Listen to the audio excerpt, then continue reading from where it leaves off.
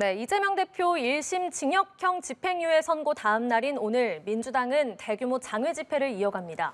이 대표 선고를 계기로 국민의힘은 전국 주도권 확보에 나설 태세인데요. 두 분과 전국 현안 짚어보겠습니다. 조청래 전 여의도연구원 부원장, 조기현 민주당 법률위 부위원장 나오셨습니다. 안녕하세요. 네. 자, 어제 1심 선고에 민주당은 격앙된 분위기입니다. 정적 죽이기에 동조한 정치 판결이라고 비판을 했는데 먼저 두 분께서는 어제 1심 판결 결과 어떻게 보셨는지 먼저 듣겠습니다. 먼저 말씀해 주실까요? 전혀 예상치 못했고요. 그러니까 양형도 그렇고 판결의 이유도 그렇고 납득이 안 됩니다. 아직 판결문 전체를 보지는 못했고 법원의 설명 자료는 봤는데 어떻게 이런 법리가 구성이 가능한지 납득이 안 됩니다. 그러니까 기존의 여러 가지 공직선거법 허위사실 공표에 대한 판례들이 있고요. 특히 방송 토론과 관련된 데에서는 이재명 대표 본인의 지난 대법원 판례도 있고요. 그 과정에서 나왔던 얘기이고 기억과 인식에 대한 문제를 법이 이렇게 판단할 수 있는지, 그리고 검찰이 이 공소 제기 단계부터 기초적으로 정확히 특정되지 않는 사실을 가지고 구성했는데 거기에서 출발한 나머지 사실관계를 가지고 다 유죄라고 판단할 수 있는지 항소를 통해서 충분히 다 다퉈볼 여지가 있는데 일단은 1심 재판부의 판단 자체가 그대로 법률적으로 봐도 참 수용하기가 어렵다는 생각이 들었습니다. 예, 수용하기 어렵다, 이해가 가지 않는다 이런 말씀해 주셨는데 어제 1심 선고 어떻게 보셨습니까? 어제 1심 선고 나오고 난 뒤 민주당 측의 반응을 보면 법리를 따지는 반응이 별로 없어요. 그냥 정치적으로 규정하고 사법부도 정권의 도구가 됐다는 식으로 공격을 하고 나왔거든요. 어제 판사의 판결문에 나온 두 가지 있지 않습니까? 백현동 개발 비리 의혹과 관련된 부분, 용도 4단계 상향하고 했던 부분을 이재명 대표가 국토부의 협박이라고 얘기했던 부분 있잖아요. 그건 사실이지 않습니까? 경기도 국정감사에서 그렇게 방송이 나가는 화면이 나가는 상황에서 그 말씀을 하신 게 맞고요. 그다음에 골프 친 그것도 국민의힘에서 사진을 네 사람이 찍은 걸로 해서 골프를 친 것처럼 내놨던데 조작이다 이렇게 얘기를 하면 누가 봐도 골프를 치지 않았다는 걸로 보이잖아요. 그러니까 이게 대선에 영향을 미칠 의도로 말씀하신 거는 분명합니다. 사실관계가 분명하고요. 보통 이게 이제 허위사실 공표와 관련된 양형 기준이라는 게 징역 10개월 이하 벌금형 200만 원에서 800만 원인데 이게 중형을 때렸지 않습니까? 그만큼 대선 과정을 통한 민심 왜곡의 가능성이 컸고 그것이 국민들의 선택권에 영향을 미쳐서 민주주의에 중대한 위협이 된다고 봤기 때문에 나온 거거든요. 그러면 민주당 관계자들이 이 부분과 관련해서 어디가 어떻게 법리적으로 잘못됐다든가 뭐가 지나치다든가 이렇게 따지고 나와야지 뭉뚱그려가지고요. 이재명 대표에 대한 방탄이 실패했다고 해서 그렇게 사법부로 공격하고 나오면 안 된다. 저는 이렇게 봅니다. 예, 일단 민주당은 오늘 오후에 국회에서 비상연석회의를 열고 당 대응 계획을 담은 결의문을 채택을 했습니다. 일단은 단일 대우를 강조하는 모습으로 보입니다. 그렇습니다. 이제 혹시라도 예상치 못한 판결이어서 내부적으로 좀 당혹스럽고 향후 대응을 어떻게 해야 될지에 대한 고민이 있는 것도 사실이지만 전체적인 분위기는 검찰의 왜곡 조작 수사로 시작해서 그런 부분에 대해서 정확히 사법부가 판단해 줄 것을 기대했는데 그런 수사를 그대로 받아들인 1심 법원의 판결을 그대로 수용할 수 없다. 그렇다고 해서 이 불복이라는 건 어떤 법적 절차를 통해서 하는 거기 때문에 항소심 또 항소심에서 이어서 대법원까지의 절차가 남아있기 때문에 이제 그런 절차를 단일화의 의지를 가지고 대응하겠다는 입장이고요. 두 번째는 이 문제 때문에 지금 문제가 되고 있는 이 윤석열 정부 또 김건희 여사의 여러 제기 의혹들에 대한 어떤 국민적 의혹 제기 이런 부분이 희석되어서는 안 된다. 그거는 그거대로 민주당이 중심이 돼서 강력하게 대응해야 된다. 이게 정치적으로 이재명 대표에 대한 판결 문제가 지금 윤석열 정권의 실정과 김건희 여사의 의혹을 덮을 수는 없다. 이런 부분에 대해서 양측면 모두 단일 대우로서 강력히 대응해 나가겠다 이런 입장입니다. 예, 만약에 1심에서 의원직 상실형 이상의 형이 선고가 될 경우에 민주당의 어떤 리더십이 어떻게 될 것인가 좀 전망들이 많았었는데 일단은 좀 큰 형이 나왔음에도 불구하고 단일 대우를 유지하는 모습입니다. 이게 이제 이재명 대표의 일극 체제, 이재명의 민주당이 완성된 지 오래됐지 않습니까? 이재명 대표를 위해서 당헌 당규 다 개정해가지고 지금까지 왔기 때문에 지금 1심 선고로 인한 이 사법 폭풍 위기는 민주당 전체의 위기거든요. 그러니까 초상집 분위기 아니겠습니까? 그러니까 극단적인 투쟁, 극단적인 뭐 강경 투쟁, 뭐 동원할 수 있는 모든 방안을 다 동원하려고 하는 그런 지금 초상집 분위기인데 아무리 그렇지만 일극 체제의 민주당에서 친문 세력이라고 해서 이 초상집 분위기에서 내부 총질을 할 수 있겠습니까? 그러니까 제가 볼 때 당분간은 단일 대우를 유지하면서 여권 전체에 대해서 이 총질을 하는 그런 게 진행이 될 거고요.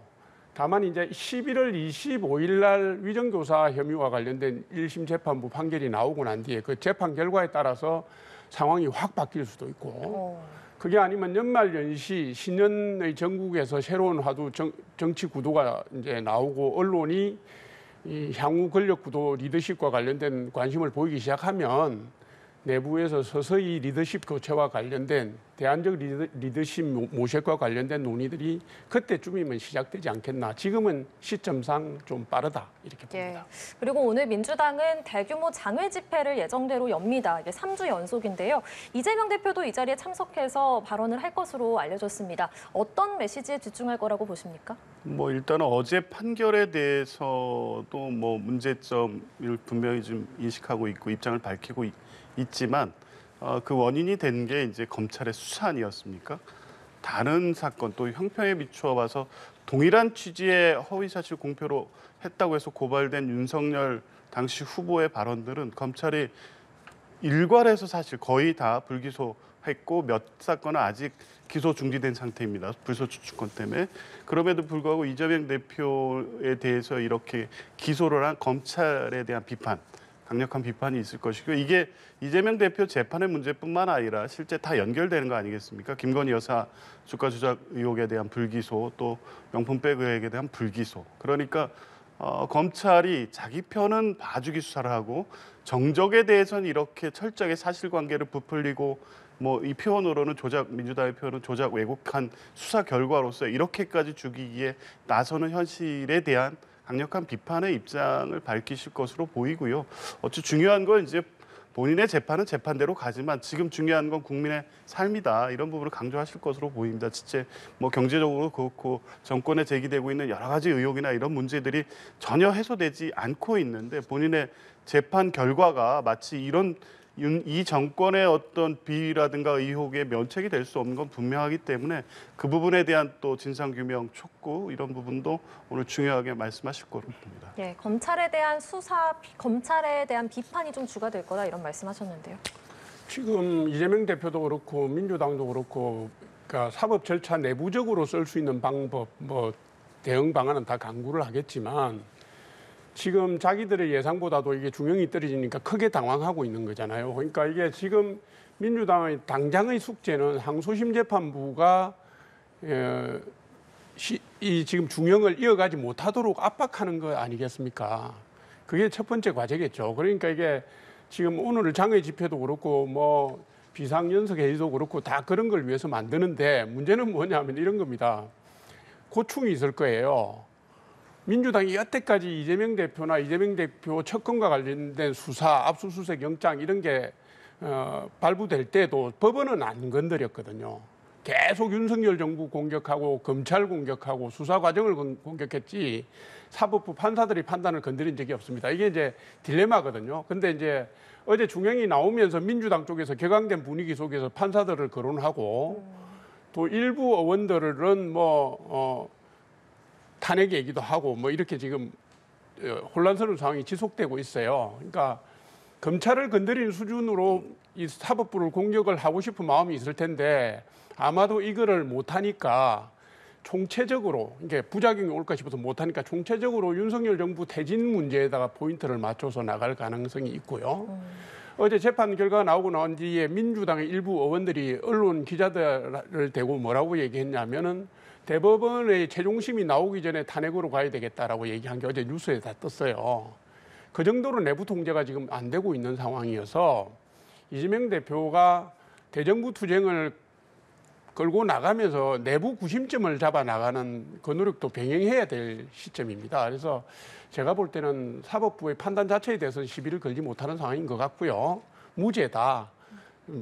증거를 잘못 읽었다. 법리를 잘못 적응했다 수준에서 공격을 하고 결국은 김건희 여사 특검법이라든가 이 정부에 대한 문제로 예. 실정 문제로 끌고 나가는 입장을 견지해 나갈 걸로 보입니다. 예, 그런데요. 한동훈 대표는 민주당 집회를 두고 담당 판사를 겁박하는 판단을 하다니 안타깝다라고 네. 말을 하면서 최악의 양형 사유라고도 또 언급을 했습니다. 이를 두고 공방이 또 이어지고 있는데 이거 어떻게 보시는지요? 위정교사는 좀 양형이 정치자금법 공직선거법보다 훨씬 무겁죠. 예. 대법원 양형기 중에 3년이 최고형인데 검찰이 3년 구형을 했고 작년 9월에 그 이재명 대표에 대한 법원의 구속영장 기각할 때 이 부분 위정교사 부분은 소명이 됐다라고 해서 사실은 범죄 혐의가 입증된 걸로 보여지는 구절도 들어가 있었어요. 그런데 이렇게 무거운 상황에서 계속 사법부를 겁박하고 판사를 겁박해서 당신들은 어떻게 할 거냐. 그리고 이게 사법부를 겁박하는 건 대한민국의 법적 기준이라든가 정의의 기준을 흔드는 거잖아요. 그것이 오히려 부작용을 당신들이 어쩔 수 없어서 그렇게 하더라도 그게 당신들에게 부메랑이 될 텐데 어떻게 할 거냐 이런 거를 제가 볼 때는 법조 전문가로서의 입장하고 국민의힘 지도자로서의 입장이 섞여서 나온 발언으로 봅니다. 제가 보기에도 민주당은 지금 취할 수 있는 수단이 별로 많지는 않아요. 예. 예, 다 자충수가 될 수 있다. 알겠습니다. 반론 듣겠습니다. 이게 겁박이었으면 이 결과가 나왔겠습니까? 지난 2주 동안 집회를 했고 그 외에 당내 뭐 이재명 대표를 지지하는 모임이 계속적인 여러 가지 행위들이 있었지만 결과는 다르지 않습니까? 어떤 근거에서 겁박이라고 하는 거죠? 아닌 거 알고 계시죠? 이 집회는 그리고 김건희 여사에 대한 특검을 촉구하는 내용을 명확히 하고 있고요. 실제 현장에 가봐도 모든 정치적 주장이라든가 메시지의 내용은 김건희 여사에 대한 의혹 해소, 특검 수용 그리고 이 현 정부에 대한 비판의 내용입니다. 이 집회를 계속하고 있는 과정에 어제 선고가 있었을 뿐입니다. 그 과정 다 돌아보면 이 법원에 대한 겁박, 협박 이게 통한다고 지금 생각한다면 오히려 그럼 이런 집회를 더 종용하시는 게 맞지 않습니까? 계속하셔서 위증 집회에도 최악의 양형수가 반영되게 해서 이재명 대표의 정치적 생명을 끝내게 하려면 차라리 그냥 방치하시면 되지 굳이 여기 얘기를 왜 얹히겠습니까? 이재명 대표에 대한 이런 사법부의 판단에도 불구하고 국민들의 김건희 여사나 현 정부에 대한 비판 여론은 잠재울 수가 없기 때문에 시선을 돌리기 위한 메시지일 뿐인 거죠. 여전히 현 정부에 대한 지지율 몇 프로 나오고 있습니까? 올라갑니까? 이재명 대표에 대해서 어제 형 선고로 이 정부에 대한 지지율, 국민의힘에 대한 지지율, 차기 대통령 후보로서의 적격성에 대한 한동훈 대표의 지지율이 올라가고 있습니까? 그런 냉혹한 현실을 봐야지 왜 민주당의 집회장만 보고 있는 겁니까? 논리적으로도 납득이 안 되고요. 사실과도 맞지 않습니다. 예. 어쨌든 지금 국민의힘은 국면 전환의 동력을 얻었다 이런 평가들이 나오고 있습니다. 지금 야권 주도로 세 번째 김여사 특검법이 국회를 통과를 했고 윤석열 대통령의 제2호국권 행사 가능성이 좀 점쳐지는 상황에서 벌써부터 재표결 예측들이 좀 나오고 있더라고요. 두 분께서는 재표결 어떻게 예측하시는지요? 먼저 듣겠습니다. 이게 이번에 이재명 대표 1심 재판 결과의 반사 이익이 없다고 얘기는 할 수 없겠지만요. 그거보다는 그러니까 김건희 여사 특검법과 관련된 표결 문제는 지난번에 대통령께서 대국민 담화 기자회견 하시고 난 뒤에 실질적으로 국민의힘 내부에서는 어떤 명분이 생긴 거예요. 그전에는 당과 대통령실이 다른 데를 바라보는 그런 괴리가 있는 것 같아서 계속 민주당의 공세나 국민들의 따가운 시선을 국민의힘 의원들이 받아내기가 어려웠지만 대통령께서 지난 담화나 기자회견을 통해서 당에서 요구한 대국민 사과, 그다음에 김건희 여사의 공식 일정 중단, 그다음 인적 쇄신을 통한 국정 쇄신 부분에 대해서 적극적으로 답을 했고 조치할 것은 조치하셨기 때문에 국민의힘 국회의원들로서는 민주당의 정치 공세나 이런 빌미에 말려 들어가서 거기에 올라탈 이유가 없습니다. 그래서 이번에는 제가 볼 때는 무슨 이탈표가 지난 내표보다도 더 줄어들 거다 이렇게 저는 그렇게 진단을 합니다. 그러면 그 이유는 이번 선거보다는 대국민 담화의 영향이 더 크다고 보시는 겁니까? 그렇습니다. 저는 그렇게 봅니다. 왜냐하면 한동훈 대표가 대국민 담화 전에 대통령실에다가 5가지 요구를 내건 이유가 이게 임계치에 이르렀다. 국민 여론이. 그리고 그 국민 여론의 최전선에 있는 당이 이런 상황이면 대처를 해 나갈 수가 없다. 우리끼리 전국 대처를 하려면 그게 합당한 명분이나 이유를 달라. 이 얘기로 제안을 한 거 아닙니까? 대통령께서 적극적으로 응하셨거든요. 그 대국민 사과하셨고 공식 중단 일정 여사님 공식 일정 중단했고 그다음에 인적쇄신은 예산국회 때문에 조금 시일이 걸릴 수는 있지만 인사 자료를 챙겨보고 있다고 하셨기 때문에 일단 쇄신이나 개혁과 관련된 동력을 지금 여권 전체가 좀 얻었다 저는 이렇게 봅니다. 예, 조기현 부위원장께서는 어떻게 예상하시는지요?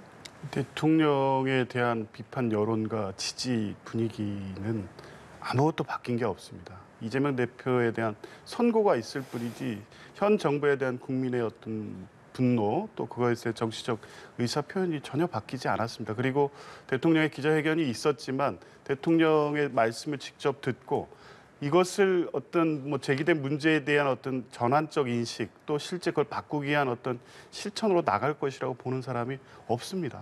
근데 그 결과가 계속 그대로 나올 건데요. 그럼에도 불구하고 지금의 이재명 대표에 대한 선거 결과를 가지고 내부적으로 똘똘 뭉쳐서 제표격을 부결한다고요? 그러면 그 결과가 어떻게 될지에 대한 판단을 하시는 분이 4명보다 더 줄어든다고 하면 국민의힘의 미래는 없을 겁니다. 실제 정말 이 상황을 냉정하게 보시는 분들이 있다면 이럴수록 이 그 김건희 여사와 관련된 의혹이라든가 이런 문제를 털고 가야 길게 봤을 때 지방선거 대선으로 이어지는 정치 일정에서 국민의힘에 활로가 있다. 이렇게 봐야 되거든요. 저는 그런 분들이 분명히 있을 거라고 봅니다. 전체적으로 마치 승기를 잡은 것처럼 이렇게 흥분된 분위기가 외부적으로 표현되고 있지만 안에서는 이대로 계속 가서는 뭐 향후의 어떤 선거에서는 마찬가지고 보수 전체의 위기가 극복 안 될 것이라는 위기의식을 갖고 있는 분들이 분명히 있을 것이다. 그게 표현되는 개표 결과가 있을 수도 있다. 그렇게 봅니다. 네, 국민의힘 내부에서는 민주당이 사과해라 그리고 이재명 대표가 당대표직에서 물러나라 사퇴를 해라 이런 목소리도 나오고 있습니다. 지금 야당은 또 대여 공세를 더 강화하는 분위기라서 앞으로의 전국이 더 혼란으로 빠지는 거 아니냐 이런 전망도 나오는데 어떻게 전망하세요? 극심한 국론 분열 정쟁으로 가겠죠. 지금 제가 볼 때 민주당은 동원할 수 있는 수단을 다 동원할 겁니다. 근데 예전에 말입니다. 통상적으로 정치인들이 그 범죄 혐의를 받으면 다 사과하고요. 그다음에 직에 있는 건 직을 내려놓고 그다음에 방어권 행사를 위해서 법리 검토하는 데다 주력을 했지. 이렇게 정치적인 장에 있는 걸 끌어다가 법정으로 가져가고 수사 단계로 가져와서 이렇게 엉망으로 만든 경우는 사실은 없습니다. 이 기책 사유가 사실 이재명 대표에게 있고요. 기존의 원칙이나 기준, 관행, 좋은 관행 다 무너졌습니다. 지금은 버티면 된다라고 간 거 아닙니까? 그죠? 그뿐만 아니라 민주당이 이재명의 민주당이 되는 과정에서 개딸들 등의 강성 핵심 지지층들이 민주당을 접수하는 모양새가 되다 보니까 그분들은 뭐가 됐든 그게 법의 해석이 됐든 국민 여론이 됐든 이재명 대표에 반하는 거는 찬성을 안 합니다. 그래서 우리가 국론이 분열됐다고 할 때 일반 중도층 민심이나 국민들의 민심이 중요한데 실제로는 뉴스 선상의 표면으로 나타나는 건 강성 지지층들의 발언이라든가 행동이잖아요. 그러니까 이게 극심한 국론 분열로 갈 수가 있고 이게 최악의 경우는 예산국회하고 맞물리면서 내년 예산은 어떻게 될 건지 또 지금 어려움을 겪고 있는 민생 문제라든가 서민경제 문제라든가 경기위축 문제라든가 이런 부분들은 도대체 어떻게 해결될 건지 정말 걱정스럽습니다. 왜냐하면 민주당이 절대 다수를 점하고 있는 일당이기 때문에요. 모든 것을 방탄 소재로 쓰기 시작하면 답이 없습니다. 그래서 우려가 되고요. 빨리 민주당이 좀 차분해지길 바랍니다. 정상을 좀 되찾고 민주당의 진로라든가 향후 방향에 대해서도 좀 지혜를 모으고 하는 그런 기회가 있어야 되지 않을까요? 제가 남의 당 얘기하긴 좀 그런데 그렇습니다. 예, 말씀 듣겠습니다. 지금 국면에 대해서 오늘 뭐 김민석 최고위원이 정확하게 정리를 한 것 같은데요. 지금 국면은 정치 검찰과의 싸움이다라는 것이고 향후 대응에서는 매우 절제된 대응이 필요하다 이런 얘기를 했습니다. 어제 오늘 당연히 예상치 못한 결과에 대해서 당혹스럽고 다소 격앙된 표현을 하는 의원들이 좀 있습니다. 위험하죠. 그런 식으로 대응해서는 안 되죠. 차분하게 대응하고 법적인 것은 법적으로 또 현안에서 국회 원내 일당으로서 또 책임지고 해야 될 일은 당연히 해야 되는 거고요. 이렇게 차분하고 절제된 대응을 한다는 것이 지금 기본 입장입니다. 그래서 이 상황을 가지고 마치 뭐 국면을 갈등과 대립 국면을 통해서 넘어간다. 이게 현실적으로 국민들이 동의하겠습니까? 그렇게 어리석지 않고요. 내부에서 지금 차분하게 어제 이 선거 직후에도 장시간 지도부 회의가 있었고 오늘 연석회의도 이런 향후 대응에 대해서 어떻게 국민적인 신뢰와 동의를 얻을 수 있게 하느냐. 이게 핵심적인 주제이기 때문에 차분하고 냉정하게 절제된 대응을 해나갈 것으로 봅니다. 예, 조기현 부위원장께 이 부분도 또 여쭤보고 싶은데요. 문재인 정부 출신 의원 27명이 일치 단결해서 싸우겠다고 했습니다. 일단은 비명계 출신 의원들도 좀 단일 대우를 유지하는 모습입니다. 조금 전에 말씀드렸던 이 상황에 대한 어떤 인식 그리고 향후 대응 그리고 문제되고 있는 윤석열 정부 김건희 여사의 여러 가지 문제 이런 뭐 종합적으로 봤을 때 당내 이 평가에 대한 다른 이견이 있을 수 없습니다.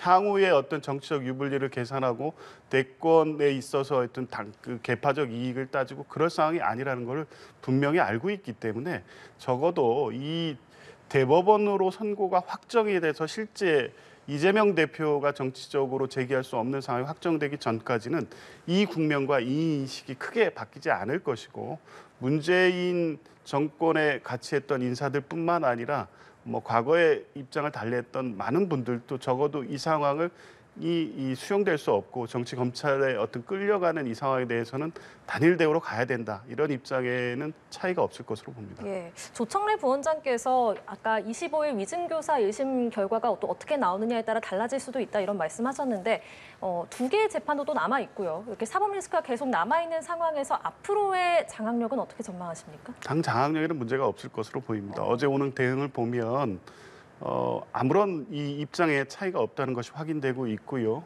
위증교사 재판도 사실은 여전히 무죄를 주장하고 있고 법리적으로 그렇게 보고 있고 그렇게 기대를 하고 있지만 실제 이제 어제 선고 결과를 보면서 걱정도 분명히 있죠.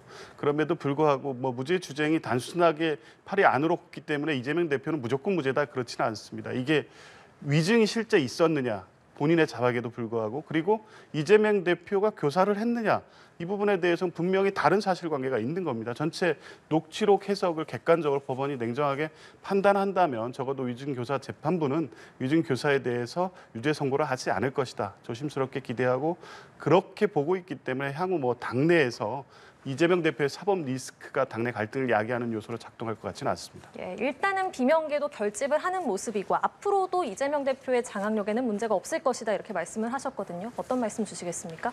뭐 민주당에서는 당연히 그렇게 말씀하시겠죠. 지금 당장 표면적으로 동요가 나타날 것 같지는 않아요. 그 이유가 뭐냐 하면 지금 2026년 지방선거 때까지는 급한 선거가 없습니다.